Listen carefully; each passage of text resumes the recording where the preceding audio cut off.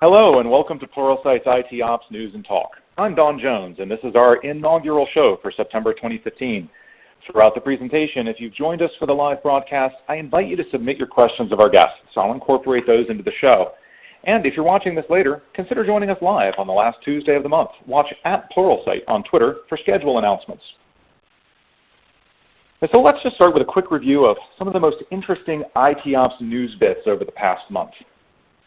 First up, in a somewhat unexpected development, Microsoft has split the SQL Server Management Studio product away from the core SQL Server product, meaning the management interface, the GUI, is now separate from the product that it actually manages.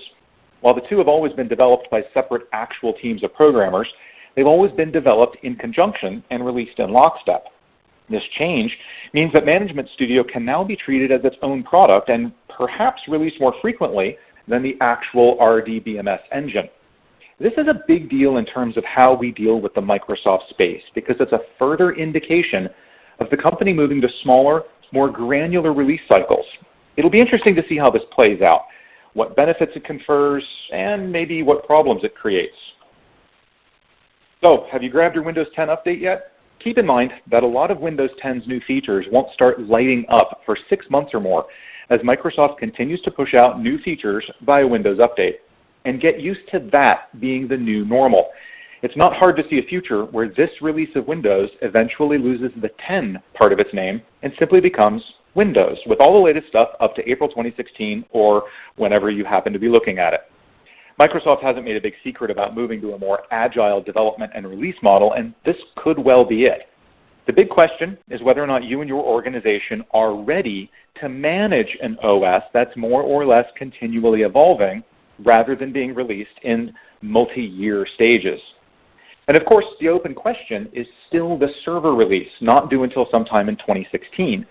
Will Microsoft shift that over to a constant stream of updates, or recognize that we tend to prefer formal milestones for servers and keep us on some kind of release schedule? Frankly, Win 2016 is the place to keep your eyeballs pointed because it's where most of the excitement in the Microsoft space is going to come from.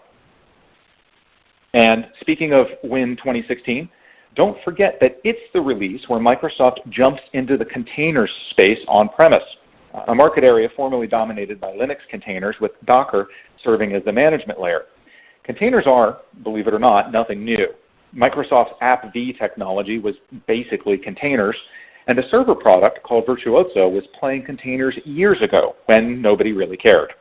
But the modern take on containers and our industry experience in virtualization is making containers the next big thing in infrastructure. If you're worried about keeping up, this is probably the one area you should focus on in terms of broad knowledge, business applicability, and technical capability.